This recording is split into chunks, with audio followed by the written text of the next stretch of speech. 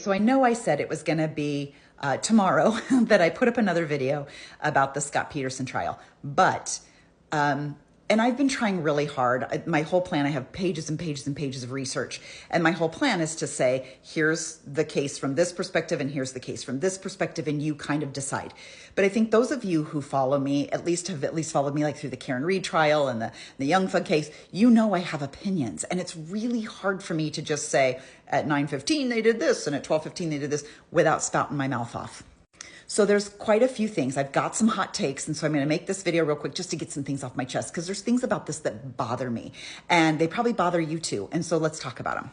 The first one is the laundry and the shower. When Scot returned from the marina that day, he immediately goes in, he throws his clothes in the washer, and then he takes a shower, and that was found to be really suspicious. Now, here's the thing. The police wouldn't even know about that if he hadn't have, he kind of fucked this up, right? Because when he came in the house, there were already other clothes in the washer. There was a load of towels that had been washed, and they were wet, and they were in the washer. Why didn't he just put them in the dryer? Like, why didn't he just put those in the dryer? If there was stuff in the dryer, take it out, put it on top. I do that all the time. I never fucking fold my clothes when they fresh come out of the dryer. Terrible. But he could have put the towels in the dryer, put his clothes in the washer, and here's what would happen. When the police came into his house in a couple hours later, they wouldn't have seen the wet towels. It was the wet towels that triggered them to go, did you do some laundry today, Scot?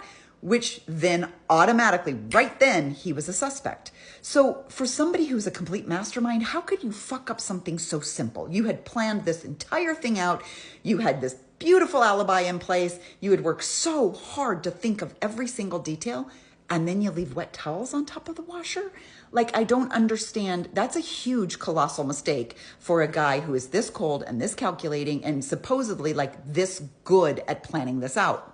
Now, of course, the defense is, and when I say the defense, I mean the people who believe he's innocent, right? All the podcasts and everybody on here even said, well, duh, he was at the marina. She's pregnant.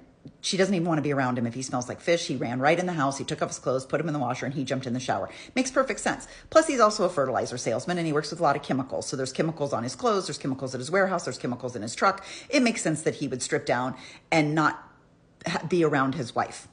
However, wouldn't you at least, there's nowhere in his story where he says he walked in the house, threw in some laundry, took a shower, and that's when he came out and walked around the house and realized his wife wasn't home. Now, her car's there, her purse is there, her keys are there, everything's there. So you would have thought at minimum there would be some point where he said, honey, I'm home, and at least audibly checked in with her. I'm going to go take a shower, like would have done something. But there's no comment on that whatsoever. He made no point of telling police, well, I yelled, honey, I'm home, I'm going. Nothing. That's not even mentioned. Never mind that I'm still a little bit hung up on the fact that his wife is 8 months pregnant. She's actually 31 weeks pregnant. And she was very petite. This is tough for her. It's already a tough pregnancy anyway.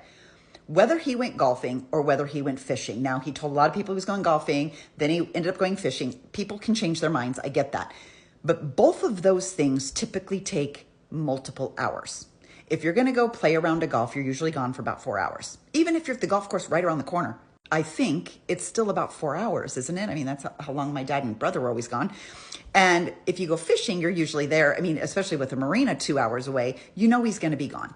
A lot of people have said, why would he do that on Christmas Eve? Well, I got to tell you, I come from a family of sportsmen. My dad, my brothers, they love to golf and fish. And I would tell you they would never stop doing it on Christmas Eve or Christmas Day, by the way. I remember them golfing on Christmas fucking morning. So men do this. They do this. And it's really easy to get a tea time. It's a holiday. You're off work. Like, it's a good time for men to go do this kind of stuff.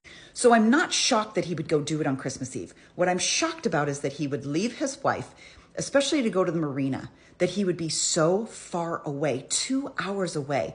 What if she went into labor? What if she went into labor and he couldn't get back on time?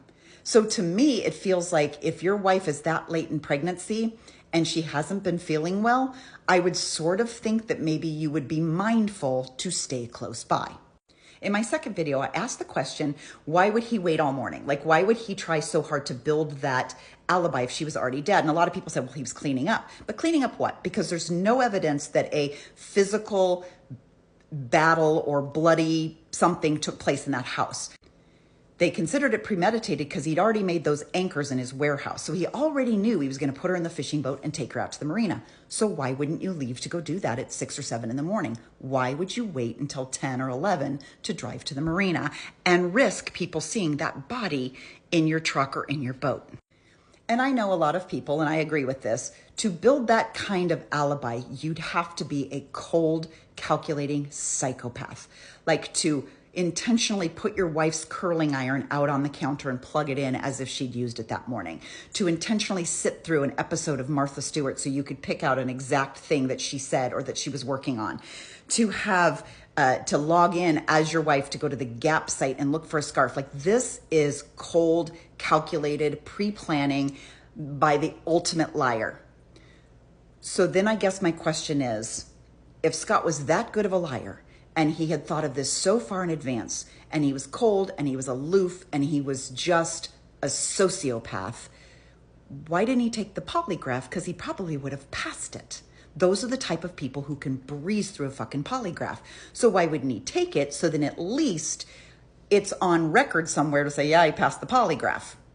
Even if he's a murderer, he passed the polygraph, and that holds a lot of weight with the public.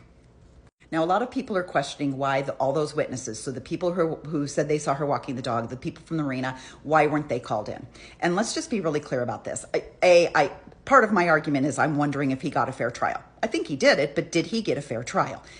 I think that Mark Garagos is your perfect high dollar superstar attorney who would take one look at this case and he would say it's all circumstantial.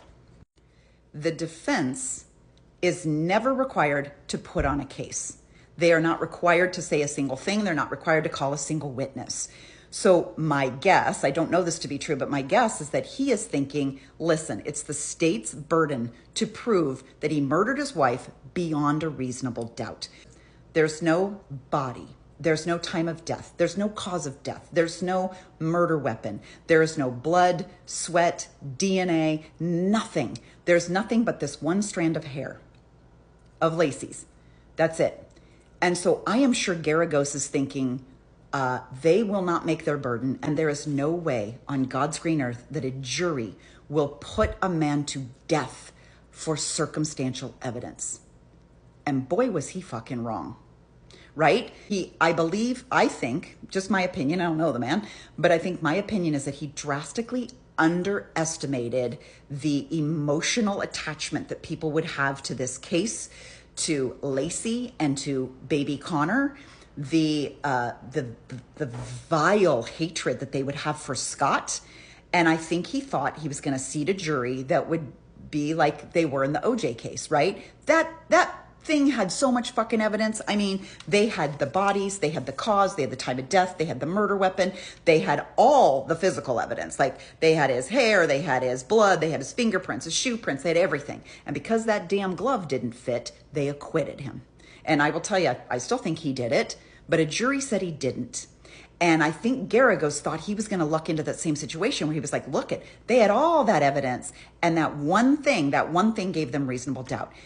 I honestly thought he believed that there was no way a jury would have voted to convict a man on a circumstantial case, that they hated him for having a mistress. He happened to have a boat. He was out in the marina that day. We got him. And I think Garagos didn't put up a strong enough defense because he thought that they would never convict him.